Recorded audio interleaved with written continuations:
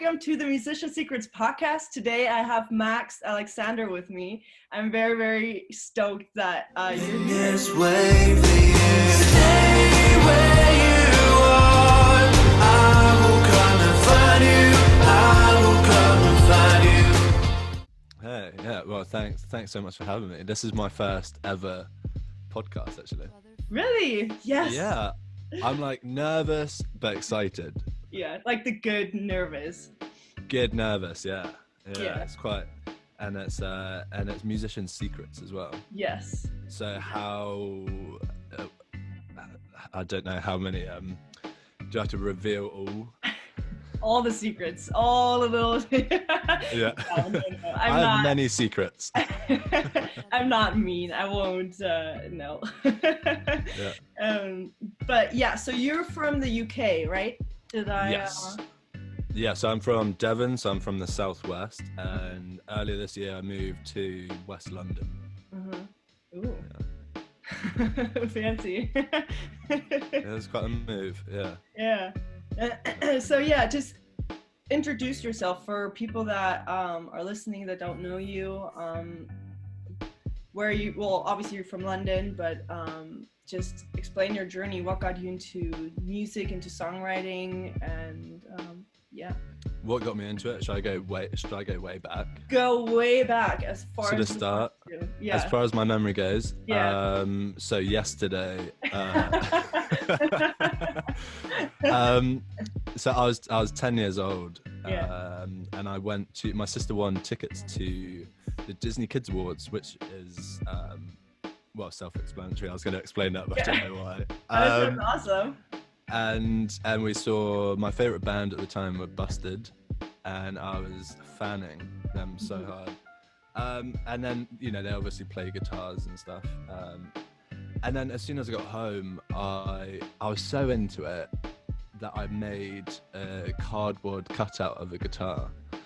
Then I had a box, and I drew on a bit of paper an amp, and then I had a string going from the cardboard guitar to the amp. And then I was just sort of playing that, and then my mum was like, okay, fine, I will get you a guitar. So we went to Argos, and she got me an £18 acoustic guitar. Didn't know how to play, but I was so into it. And then my family realised how sort of committed I was, and then my nanny bought me guitar lessons. So I had one every week for about 5 or 6 years, and I was just playing all the time, and that was just something that I knew that I wanted to do.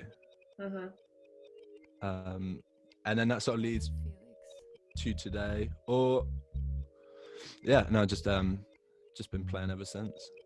Yeah, I mean, you can definitely hear that in all of your singles, and especially in the EP as well. It's like really guitar driven and really cool, like not the typical like strumming. But we'll talk about that in depth later, but I mean that just makes so much sense. Right. Well, I've always been more of a guitarist than a singer. So I feel like the guitar sort of comes naturally, or more natural than the singing. I love both equally, but I would say I'm more on the guitarist. Like I love layering up with the guitar. But yeah, so guitar since about 11 years old. Wow. Yeah. That's early. Yeah, I started with 12. I think I was 12, 13. Yeah. I had to beg my parents too, because they thought it was like a phase, and they wanted me to learn the piano. And so I like sat down and had to, and I hated it. I hated the piano lessons. I'm like, Really? No, I want to play guitar. And it was like, I think my aunt played the violin, so I would take her violin and pretend it was a guitar. What, played a violin this way, just really small? Yeah, I would just pretend, like I would put on a track, a CD, and then just pretended I was playing the guitar to whatever track was running. I didn't care. I was just like with the violin, just pretending I was playing the guitar. But we all kind of get creative until, they noticed, all right, this is not just a phase. So I got a cheap one too. I think it was Target at the time. They just kind of... yes. Yeah, I know Target, yeah. Yeah, the good old, I think it was like a, I don't know, $10-15 guitar at the time, so Yeah. I know. So very similar then. Yeah. So parents are like, oh, okay, fine, I give in. Yeah. Now I can afford my own guitars, so I don't. Yes. I would show you. I've got a similar guitar rack here, but I'm afraid if I turn the camera, I'm gonna lose internet. Oh no. Okay. Well, yeah, that would be because I've already seen all your pedals, so Yeah. I can't wait to like talk about those because they come up in your songs quite a lot. I think. Yes. Yeah. For Yeah. sure. So there'll be pedal questions too. Okay. Brilliant. So what got you into the songwriting then? So because obviously I have a lot of like their friends that are like really good guitarists and they just stay like session musicianists or just play guitar in a band. So what got you into the songwriting aspect? So I always played the guitar, and I was in bands at school, and then went to music college. But I was still just a guitarist, and I really wanted to sing, but there were so many really good singers on my college course, and I felt like my confidence wasn't quite there. So I just sort of just stuck behind the guitar because it was easier. And then after college, I wanted a gig, but I didn't sing still. So I would just do like percussive stuff on the guitar. And when you've got like an hour-long gig of just hitting the guitar, I mean, as fun as that is, and some people do it brilliantly, I felt like it wasn't quite enough. Yeah. So then I started singing, but then I was so nervous about singing when I play gigs. So the mic would be so far away, you couldn't even hear me singing. It still would just be guitar until I sort of built up the confidence. Yeah. And now I get closer and closer. Yeah. And then, so the vocals or the singing was more to accompany the guitar. But then I would always write songs. Like ever since I was 11 or 12, I was always writing. And then then I just got more and more into it as I got older. Yeah. That's cool. How did you build up that confidence? Because I know exactly how that feels. Like I'm also more a guitarist than I am vocalist, and I went to Birmingham to actually study music, and I felt the exact same way. Like there were like these amazing vocalists there, and I'm like, I have nothing to offer. Like, yeah. I felt so small. So like even the teachers were like, you should probably stick to your guitar playing. And I'm like, Oh no. Yeah, but I had an awesome guitar teacher, and he told me to not listen to that, and he's like, you still, have something to offer. So I'm kind of getting there, but so what would your advice be? I'm curious. Absolutely. I'd say, always, I think the more confident you get, the more you have to offer. And it's kind of like, because no one else has your voice. So I think that's unique in a way. And okay, so what if someone else can go up and down the scales and sing in a different way, but they don't have your voice? But I feel like it comes with confidence and how you sing your voice like proudly. And I feel like it took me quite a few years to get that. And still, if I sing just one-on-one with someone, I still get quite shy. But then guitar, I'm like, hell, give it here, I'll play it. Like, I don't know if singing's for me, and is very personal, or it's more personal than just sat behind a guitar. But I get more of a kick out of singing. I'm not sure if I've completely gone off your question there. No, so how do you get that confidence? Like, that's what I'm trying to figure out. Like, for me, how do you go from like kind of letting go of the guitar, well, not letting go, but like getting more confident in your singing? I would say doing it over and over again, like playing gigs and putting yourself in more of a vulnerable position when you've got you know, an audience watching you. And I mean, trial and error. I mean, there's some good gigs and bad gigs, and Yeah. but I've never not played a gig with just me singing without a guitar. Never done it. I don't know if I could. I feel like I'd be too exposed. Yeah.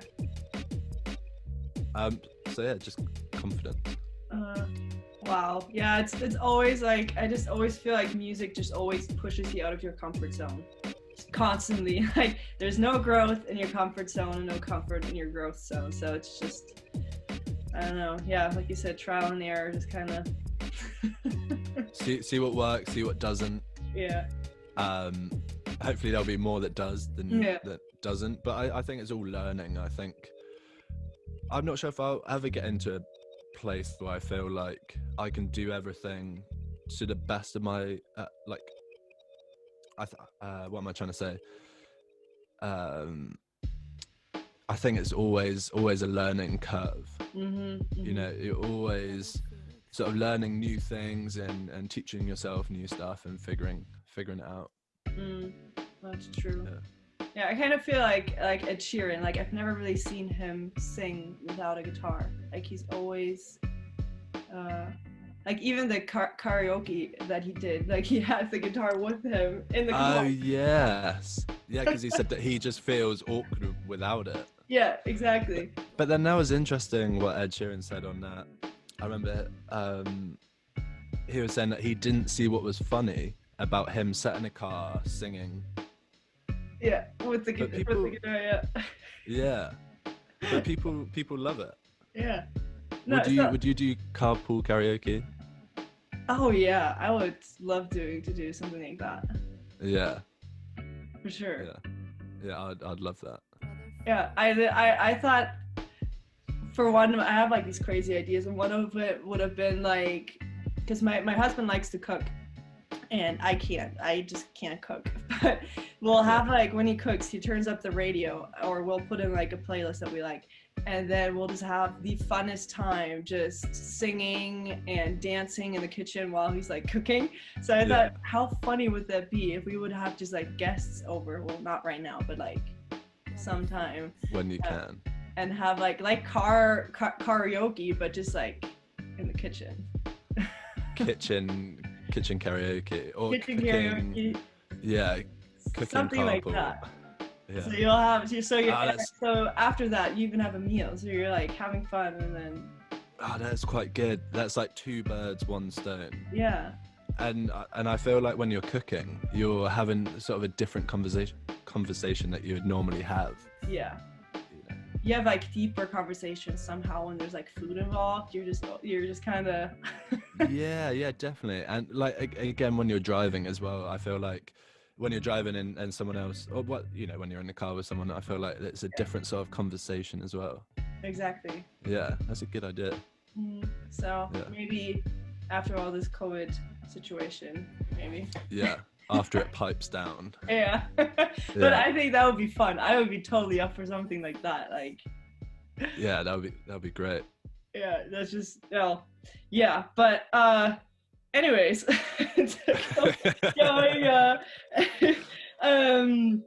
see, that's why I just get carried away with like talking about. No, that's great. That's great. Yeah. But yeah, I love the cover. I obviously checked out your YouTube channel and everything, and I love the cover you did from the John Butler trio. Yeah. Of Ocean. And yeah.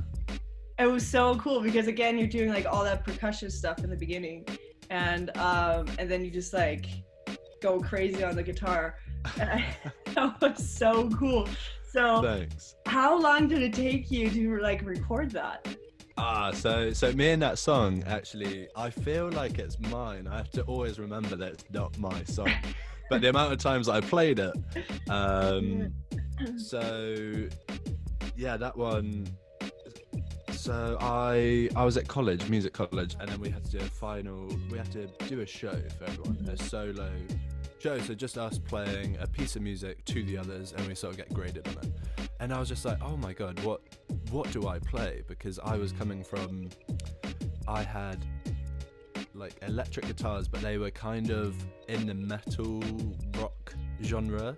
And that was kind of my thing. And I was like, I don't know what to play. I want to play something like impressive, but I don't know what. Yeah.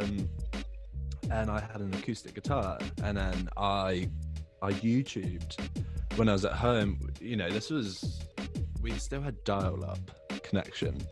There was no Wi-Fi, so I just typed into YouTube. I was guitar instrumentals. And then John Butler Ocean came up. I'd never heard of him before.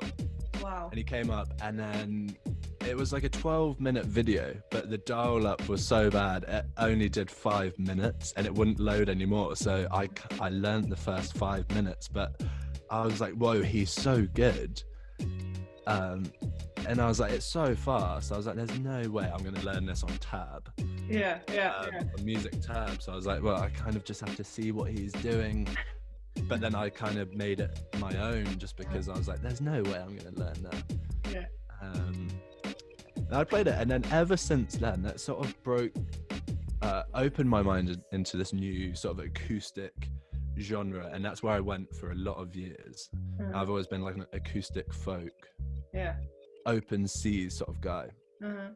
And then I recorded that song at college, and then I was in a band after college, and we'd always open with that, but a guy was on drums. Oh, cool. Which was honestly amazing. To play that song with drums was cool, and he nailed it as well. Wow. And then ever since then, I've just always opened a gig with that, because I feel like the crowd, when people don't know who you are, I feel like they kind of need to, it eases them in. It sort of builds up this confidence in the crowd, and then they can just like, because they go, oh, is he going to be good, is he not? And it's kind of, I mean, it's a very show-off piece. Yeah. And it's straight in, and I feel like it gets people's attention. So I've always opened with that. But then I did a gig this year, and I've sort of gone a different way. I've sort of gone, instead of acoustic, I've sort of gone more alternative pop. I was like, well, that kind of doesn't really fit in anymore.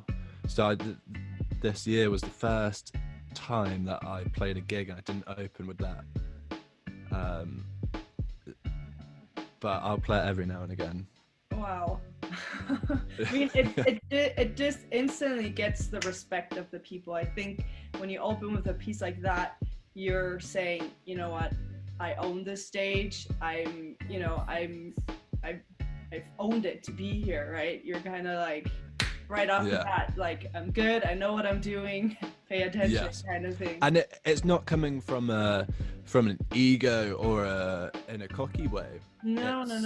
It's coming, you know, when I see someone live that I don't know their name, if they played something like that, for me, I'd instantly be like listening. Yeah, it grabs attention for sure, because you're like, wow, that's new, that's different, or not. Well, not new, but like, it's not something that you would usually see. Like, I've never been to a concert where where someone like opened up with like a percussion thing.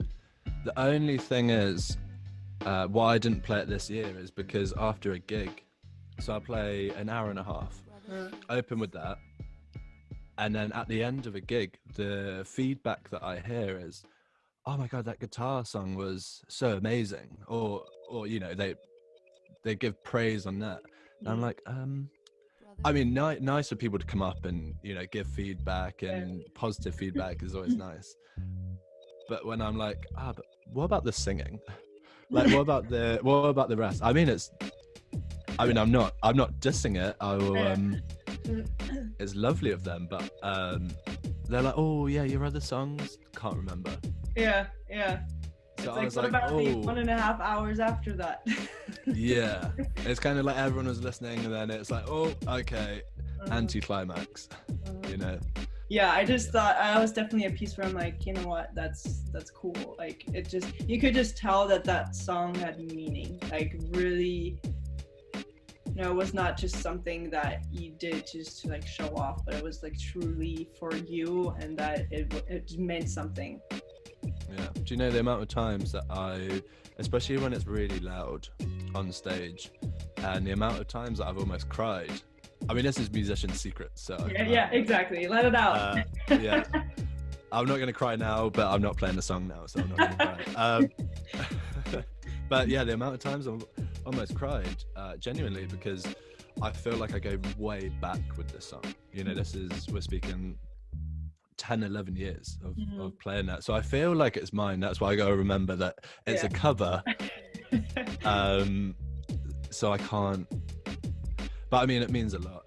It was this song that broke me, or opened me up to that acoustic sort of world, and changed my songwriting, my playing. It opened me up to open C tunings, like different tunings on the guitar.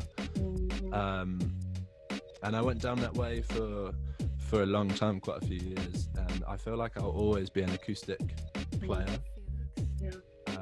But this year I picked up the electric guitar, and it's always fun trying new things, and it's not something I've really done before, so I was like, I'm gonna give the electric guitar a go. And I feel like these songs are kind of just coming out because I sort of was on a bit of a pause with acoustic music, because I'd played so much and written in acoustic for so long. I had sort of writer's block. And then I picked up the electric guitar, and it just all sort of came out, which was interesting, because after not writing a song for almost 2 years, then it all comes out at once. I'm like, wow, this is a great feeling. Wow, that's it, because I'm an acoustic player. Like these are, one is mine, but they're like mostly like my husband's guitars. Like he's an electric player, I'm more of the acoustic player. And I just love percussion. I'm not like nearly as good as you are, but that's, you know, you kind of learn and grow, I think, as you're going. But that's very interesting that the switch just helped you, like, because that's totally what I noticed when I was like listening to your songs. I'm like, whoa, these are really similar. And then like your newer ones, like Stay Where You Are and what is it, City, in the city, they have a completely different sound. I'm like, oh, I'm gonna ask him like why. So that it explains like a lot. So yeah, so with Million Lights, that it's so cool. Like it's really, you like that one? I was thinking about taking that one down, because I sort of go fallen out of love with it, back in love with it. Yeah, it was one of my favorites, and I put it on my playlist. No way. Really? Yeah. Wow. Yeah. Well, thanks. I appreciate that. Yeah, I love it's so ambient sounding. Like the guitar is really just amazing. Like that's where I wanted to ask you, like, where the pedals come in, like, because they're like a lot of echo and reverb on there, and like it's so many different things happening, like also in like Running and Fall. Like what I wrote down is a lot is happening without a lot of things happening. So like it's so simple in the production, like there's not that much happening, but what you're using is so effective that it feels like there's a lot happening. So when I record something, I want to try and be able to do that live. So when you listen to me playing live, it's not like, whoa, that's so different. Like it's kind of like recording it live, or making sure I can do that. So I kind of want to keep it simple, but then the open tunings kind of help, because you can kind of play the bass, and you can make it sort of sound like two guitars, or, you know, bass and guitar is happening, so it sounds a lot more full. And then I'm a sucker for harmonies as well. Like, I love just harmonizing and just adding them in. Yeah, but that's really interesting that Million Lights was one of your favorite ones. Actually. Yeah. Yeah, Yeah. because I listened to all the songs and I'm like, they're all good, but for some reason that one just kind of spoke to me. It was just, I can't describe it. Like it was just really that emotional connection where I'm like, wow, like I just sat there and I'm like, yeah. That's so nice. That's so nice to hear. Yeah. No, it's definitely like, it was just, I don't know, I just appreciate a good like guitar part, like, but it's like involved throughout the entire like song, and it's so cool because it's not that like show off like soloing parts. I like, for some reason I just, for guitar solos, I just don't really care that much. But like I appreciate a good like guitar part, like rhythm and the tones and how they like all harmonize and how it's played, and that was definitely one of the songs where I'm like, wow, that's so cool. Well, thanks so much. Yeah, I feel like after doing John Butler Ocean and basically moving my fingers as quick as possible, I gotta try and think, okay, when people are listening to this, well, one, I've got to enjoy doing it, but two, for someone else that's listening, if it's all like in your face and just going as fast as you can, it's not easy listening. So it's kind of taking a bit of that, but a bit of that, and trying to, I'm going for like the simple but effective. Yes. No, or hopefully that's what I'm trying to definitely get across. And then I was thinking about, because my feel and running and Million Lights is kind of different to the new stuff that I'm doing now. Definitely. So I was like, oh, do I take it off Spotify, because that's not quite what I'm doing at the moment, but I think that's my journey. Yeah. And maybe it's what was I gonna say? Like, because it's different, so it's like part of your journey, right? Yeah. That's where it came from. That's my roots. Yeah. And okay, so I'm experimenting differently now, but I mean, still, I mean, if I play a gig, I'll probably still play field and running, and no, please still leave it. I'll leave it for the time. No, I think that's how I feel like about my podcasts. Like, I started like a podcast like last year, and it was I hated it, and I'm like, should I take them out, like, because they're just so bad? And like, now I'm doing like something completely different, and like, you know what, no, I'm gonna leave it, because I want people to know how I started out. I want people to know that what they see now is not what I started out with. And I want them to see that I'm human, that I make mistakes, that I started out somewhere too. And so that's why I'm leaving, and we'll see if it will bite me in the butt sometime later. But what was this podcast? It was called like Zero to Hero, so it was like more in the marketing aspect. So I did like a podcast about independent musicians and like marketing, and like the funnel building aspect about it. And I don't know, I loved it and enjoyed it in the beginning, and then I kind of just wasn't feeling it. And so they were like, I feel like they were like all over the place, and I was just kind of, my voice was just very monotone and, I don't know, not interesting, I think. But anyways, if you go all the way back, someone else is you'll well, I'd say that with singing, like my voice back even like 5 years ago, I'd say it sounds different to now. I mean, 5 years is quite a long, but I mean, I kind of hate listening back to a few years ago, but I mean, I think I will leave it up, just because that shows, you know, where you came from, and you don't know who's listening to it, and me. I'm that weirdo that listens to all the songs you hate.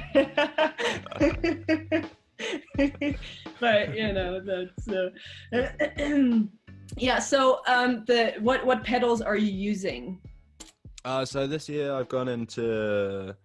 I've tried to keep it simple. Again, when I play gigs, I've always used an Ibanez TS-808, which is a sort of like a distortion-y, got a crunch to it, and when you put that with an acoustic guitar, I feel like it sounds pretty sweet. So that I've got a wah. Yeah, but the wah everyone needs a good wah pedal. Exactly, but I feel like that's more for me than the audience. That's the one. A Crybaby. Yeah. Then I've got a blues pedal that I feel like that's where I'm kind of taking my sound now. Obviously the delay pedal as well. I think I like the delay. I like playing it live, because if you're out of time, it's so noticeable. So you sort of gotta be on the ball. Your mind can't be elsewhere. You can't be like wandering. You gotta be like, okay, focus. And I'd quite like to do loop, have a loop pedal at some point. I don't have one, but just because I feel like you gotta be like so on it. Yeah, because otherwise you'll like loop your mistake over and over again. Yeah, I feel like that'll be quite a nice challenge. You know, because like if I play just a guitar without, you know, if you got a couple of effects on and you miss a note or get the chord wrong or something, you can sort of get away with it. Yeah, but I feel like a loop is a different sort of challenge. Yeah, for sure. So I think that'll be maybe my next investment. Yeah, I just got a little one that just has like 2 loops. It's like this big, and I got it just from Facebook. There are these, especially from the UK, they have the best Facebook groups when they just musicians that are like selling their stuff, and that's where I got that loop pedal from. No way. So that I can I'll send you a link later to that if you want to check it out. But that's where I got my little looper. And that's interesting. Efficient. Like if you want to just do like not Ed Sheeran type of looping, but like if you're just starting out, it has like two loopers. Totally. Okay. Yeah, I feel like that would be good, because the stuff that I'm writing now, I could just keep looping, not looping. I could keep just tracking guitar, layering. That's the word. Yeah. I could keep layering up as much as possible. Yeah. But then I'm like, how am I going to play that live? Yeah. Like it's just me and the guitar, and there's like 5 guitars happening.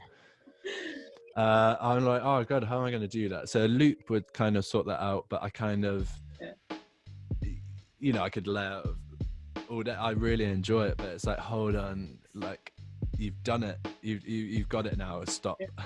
You know? Three's enough, or you got like 10 guitars happening. You're like, what's happening?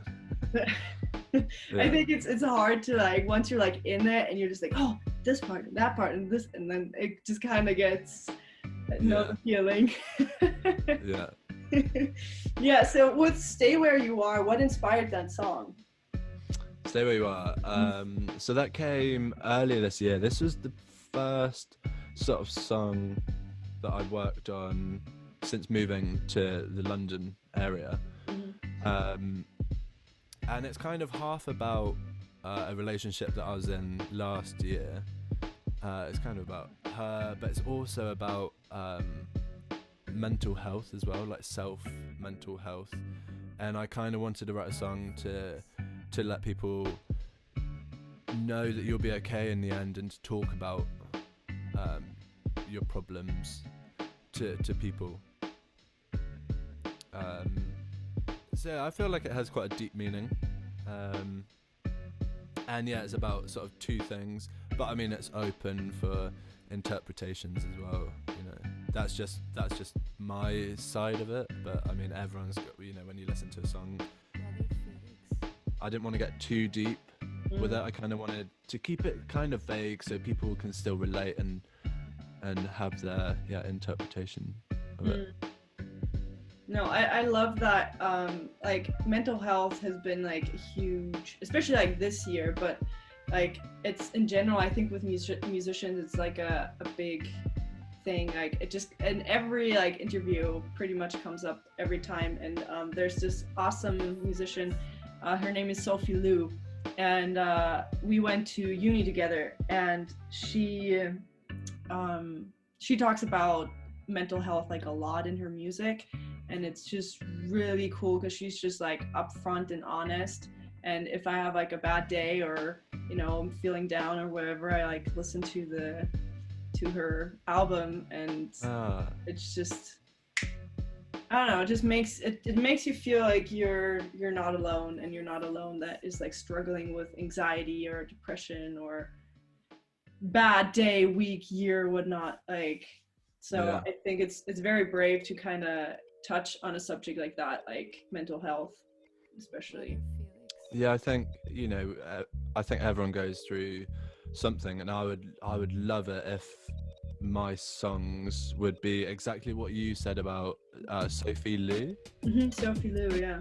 If someone said that about my music, I would feel like I've completed it. Do you know what I mean? Because that's what I play music for. I don't play it for the gratification or for my ego, or I play it because I genuinely want to have people listen to it the way that I listen to it, you know, exactly what you just said. And that's when I felt like Stay Where You Are hopefully, you know, could help a couple of people, or you know, even if they're having a tough day, and then if that's what they listen to, that I'd absolutely love that. I think that's what I aim for in my songwriting too, is like I don't want to get too, you know, carried away with like, oh, it needs to be like a hit and it needs to make it rain and whatnot. Like that's, I mean, there's nothing wrong about that, but I think for me, I just get that gratification out of somebody saying, wow, I connected to this song, like I know, you know, the feeling or whatnot. And so that's why what I kind of felt with your music, and that's why I'm like, you know what, I need to have you on the podcast, because those are exactly people that I'm looking for, like artists that are really like artists, and they're like, you know what, I'm gonna do this no matter what, and I really appreciate that. Well, you know, thanks for having me on this. It was so nice that you reached out, and I really appreciate that. And do you say you're in Germany at the moment? I mean, that's great, because that's how, you know, music reaches different countries, and I think that's the power of music. Yeah, you know? It's great. Yeah, I mean, that's the cool thing about the internet, is like you can reach so many people like all over the world, and and music is just so powerful. Like it just cuts straight through right to the heart and brings up those emotions that words can't. Like I could have like 100 podcasts or hundreds and podcasts, and they could nearly say what you could do like in a song. And so Absolutely. Yeah, I remember when I was recording Stay Where You Are, me and my housemate were just about to cook dinner, and how I normally write lyrics is I record everything first. It's got no lyrics or vocals on, so I record everything sort of first, and I put the headphones on, and I sort of just hum a melody. I record it in, and I just go da, da, da, da, and then I listen back to it, and then I try and pick out I try and write lyrics to that. That's one way that I do it. And then, but this time was different. I was like, oh, okay, oh no, I'll make dinner in a sec. I just need to I need to record some vocals, and then I put the headphones on. I was just like, keep on running, keep on moving, and I recorded that, and I was like, oh, I need to put these harmonies to it as well. So I recorded that in, and I think I did it in one take, and that was the take that was actually on the record, and that never happens, because I could just record it all day until I'm happy with it, and it was the first time, and I think there was something special about that. And it took me by surprise, because at what point do you ever just click record, put the headphones on and sing, and that's how it actually is. So there's something special about that song. Like it came pretty quickly. Wow. Like it That's just cool. felt right, and it felt like that was the song that I was meant to do. It definitely has that special, I don't know, that was the song that made me want to like reach out and be like, yes, I need him on here. Yeah. that is, yeah. I mean, because there are like songs, and then they're like songs. And that definitely is a song. Song, yeah. Not just a song, that's a song. I like that. It's a song. Yeah. So did you like record, do you like do everything like just here in your room, or do you go and get like producers involved? What does the process look like? So I've been in music studios before, and then I think the last studio I was in 2 years ago, down in Devon, and I went out a couple of nights before, and I had one too many whiskeys. The night before, it was like the night before that I was meant to record, and which is never good. And I think I smoked quite a lot as well. And I was just like, what am I doing? Like, I'm recording tomorrow or in a couple of days. Obviously, I couldn't record vocals that day. Yeah, I was just about to say, that's very brave. Yeah. Music sounded great, and the producer was like, okay, if you just give like record a scratch vocal, just so I can see what we're working with. We're in the room. I was like, oh yeah, sure, yeah, I'll just do a little vocal. And it just didn't come out. And I sang the whole song. I was just like, well, hopefully when I actually do it, it'll be better. But it's god awful. And I was just like, okay, well, that was a waste of money. Yeah. Because, and I feel like if I go into a music studio, like pay for one, it's like, okay, right, time to be creative. This is the time. You've got to do it right now. And I feel like there's a lot of pressure. Yeah, on that. So I kind of bought the equipment myself, and I thought, hey, if I've got all the equipment, then I can just do it whenever I feel is right. I can maybe I can have a whiskey or two and then record in a week, you know. So I do it from home, but then I send it off to get mixed, because I'm a musician, not a producer. Like that whole it's a whole other game. Yeah, that I don't understand. I can click record, I can do that, and then I can play. But yeah, so I just record here, and actually where I'm living at the moment allows me. It's kind of in the middle of nowhere, and me and my friend live here, and we just record all the time, and it sort of allows you to be creative. You know, I think that's an important thing. Oh, that's like a good thing to touch on, because that's like, you're just like allowing yourself, you're creating that space to be creative. Yeah, I think this year wasn't necessarily a money making year. This year was like a writing and recording year. And this place just allows me to you know, if I feel like at 2 a.m, 4 a.m, 6 p.m, whatever, like, so that happened to you? Yeah. I woke up at like 2 in the morning, and I wrote the song, and I recorded it into my phone, because back then I didn't have like the equipment I have now, and then went back to bed, and the next morning I'm like, oh, that's interesting. Wow. So you wrote a song at 2 a.m? Yeah. It was like between like 2 and 3. I can't really. I would have to look at the timestamp when I recorded it, but I think it's like on my older phone, so I don't think I have it anymore. But did you wake up and did it just like pop into your head?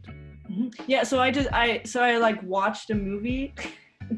It's called If I Stay. Do you know that one? It's like a very dramatic, emotional. The soundtrack is awesome. Like, it's about this girl that is really good at playing cello, and so she gets accepted to what's that famous music school, that classical. Anyway, she gets accepted into this amazing school that nobody gets in usually, and then like she gets in a car accident with her family, and then like everyone dies except for her. She stays in a coma, and then they explain all her backstory, and music has like this huge part in the entire thing.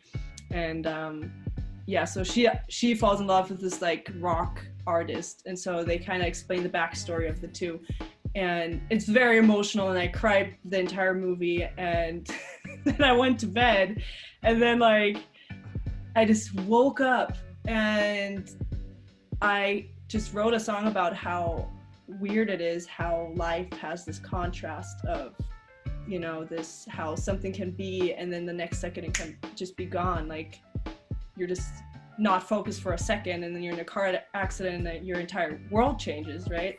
And I just kind of wrote a song, and it's called Funny. I have it on YouTube. It's called Funny? Yeah, it's called Funny. I'll check that out. Yeah, Sure. it's one of the originals that I have on YouTube that I'm thinking of taking down, but it's one of my favorites. Like lyrically, I still kind of look back on it and I'm like, wow, that's decent for like a 2 a.m. kind of writing session. Don't take it down. We've already covered that. Don't take the past Well, now down. I'm not, but like a year ago, I was thinking about like taking it down because like the audio isn't good. And anyways, but yeah, that was my 2 a.m. writing session. Wow, so that's so interesting that you felt so inspired from that. I've had that before, and I was on a run. Actually, what song was I writing? It was a new one that I'm just recording at the moment, but I was on a run, and normally I listen to quite heavy rock or metal when I run, just like it just pushes me. Yeah. So I'm in a different headspace, and all of a sudden this like quite emotional song was coming to me. Yeah.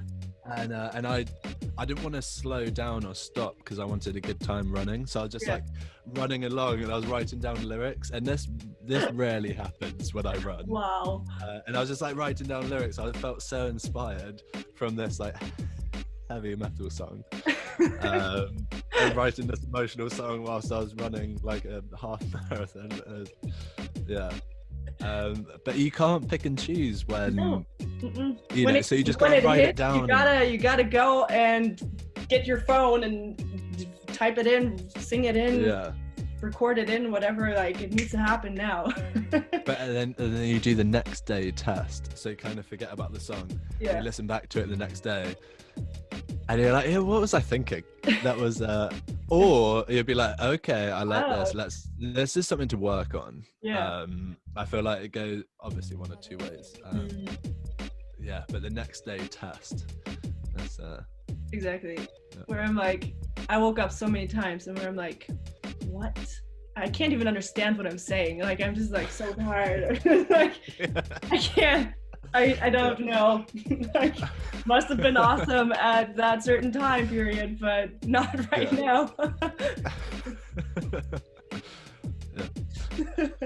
That's awesome to know I'm not the only one that has weird inspirational timings. But I have one last question before I will wrap this up, because again, I could chat forever. But my question would be, because we're kind of coming to the end of this year, what has 2020 taught you? Oh, this is a very good question. I feel like I've spent a lot of time by myself this year. I think many people probably have as well. I've never really been okay with my own company. I always need to be surrounded by people and sort of bounce off other people. I think it's taught me to self-love, and to have that quality time by yourself. And it's taught me that. It's taught me it's also important to reach out to other people. And it was quite interesting. The first lockdown, I'd look at my phone, and within half an hour, I'd have like 10 messages, which I'd say in half an hour is quite a lot. Yeah, that's decent. So I'd be like, God, it's hard to keep up. And then the second lockdown happened, and I'd no messages. Sometimes I go like 2 or 3 days without any messages, and I was just like, wow, people are really keeping to themselves now.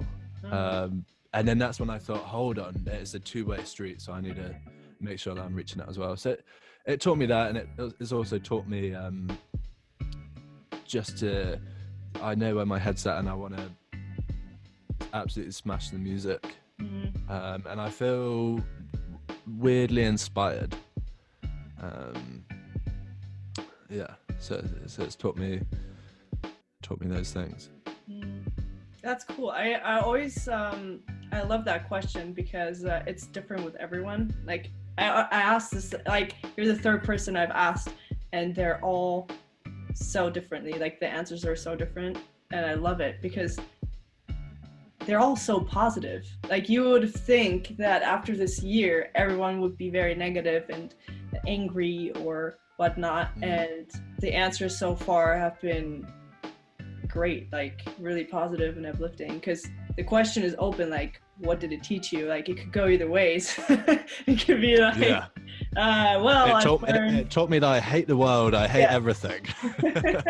Exactly. So you know, it's just so good to like talk with people and just connect with other musicians where we're like all in very similar situations, and how, you know, everyone has just been so nice and so in such a good place despite everything going and happening. And I think as musicians we have such a unique opportunity to share that, right? Like you said, with your songs,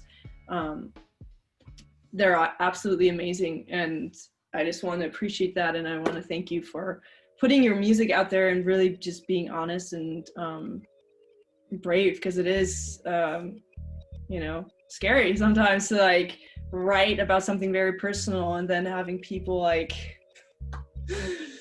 you know, not support that or be weird about it. So. Judging. Or judging, yeah. I think that's the word I was looking for. Yeah. No, I'm on the same wavelength. Yeah. Well, thanks so much. Yeah. Yeah. Of course. That's interesting. That's interesting that everyone's been so positive. Actually, you know, after this year, the weirdest, hardest year, and then to keep a positive mindset, I feel like that's really important. And I feel like music. I mean, I can only talk about my self on this, but you know, I've been listening to music so much during lockdown because I'm like, well, what else am I going to do? Yeah. But it's really, really helped me through, actually. So I feel like music plays a big part, maybe a bigger part than it has done before. Yeah, I love it. Like that's why I just wanted to start this podcast now, because I'm like, if I don't do it now, I'm never gonna do it. And I'm just so humbled by the reactions that I've been getting so far, and that people like you even want to be on it. So yeah, definitely. It was such an honor to be asked, and you know, I've never done a podcast, and as soon as I said that, yeah, it like internet cut dropped out. It's like, no, it hasn't. Yeah. No, you did really well for your first podcast. The irony, yeah. So this is great. So it's a new. I love that it's a new podcast. Like, I can't wait to watch it grow. Yeah, thank you. You know? Yeah, I appreciate that, because this is something that I'm like really passionate about, and it's just the response has been so good that I'm like want to keep going, and yeah, because it's just helping everyone. It's not, I didn't want to do something that was just like benefiting me. I wanted to like be like, okay, if I was putting out music, what would I want? What would I wish for? And I'm like, oh, that would be cool. Like, let's do that. So yeah, so thank you for spending so much time with me. Oh no, it's been great. It's been great. Yeah. What a nice way to start the day. I say start the day. It's 1 p.m. Yeah. No, it's definitely, I love it. And I just, the more I talk with other musicians and the more I get to like pick their brains and see like behind the scenes, and just really, it's just awesome to see that they're not just like great musicians, but also like great human beings, that their heart is at the right place and they're doing it for the right reasons. And that's what I'm really grateful for. So keep it up. That's nice to hear. Well, thanks. Likewise as well, yeah. Yeah, thank you so much. So you have one last announcement, right? I do. Yeah. Yes. If I think I know what you're talking about. Yeah. Yeah. You have something coming out. I do. So I've got Stay Where You Are acoustic version coming out on the 15th of December, which I'm so excited for, because Stay Where You Are, I think it's my favorite song that I've ever done. The one that I'm proudest of. Proudest? Is that a word? Proudest? I mean, you're asking the Yeah, German. of course it is. I can't speak either, really. Yeah, God, out of all the words I've said, and I have to go, proudest, is that a word? Of course it is. We'll make it a word. It's fine. Yeah. And yeah, so I wanted to do an acoustic version of it, because I last played a gig and I kind of did it in an acoustic way. I thought it was important to do that. Yeah, so that's coming out on the 15th of December. Right, awesome. Yeah, especially with your skill set and the guitar, like I can't wait to listen to it. Yeah. I'll try to keep it similar, but I mean, it's a little bit different. Hopefully people like it. Yeah, definitely. So where can people find you? Where are your social media? Okay, so Instagram at Max Alexander Music. Spotify, iTunes, Apple Music under Max Alexander. Facebook, Max Alexander. I think it's facebook.com/Max Alexander Music. I'm on everything. I'll link everything up so people will have no trouble finding you. Because they should definitely check out your music and follow you, because you're just awesome and your music is very inspiring. So thank you so much. And hopefully I'll see you soon when you have new projects coming out. Yes, thank you so much. Yeah. Bye. Yeah, cheers. Bye. Thank you so much for watching this video. If you liked it, I would appreciate a thumbs up. And if you want to see more videos like this that are about songwriting, then hit the subscribe button and the bell notification, but only if you want to learn more. If not, then that's fine too. If you want to get into songwriting, want to learn how to write songs, then click the link below for musicians' secrets, and you can learn everything you need to know in the link below. Bye!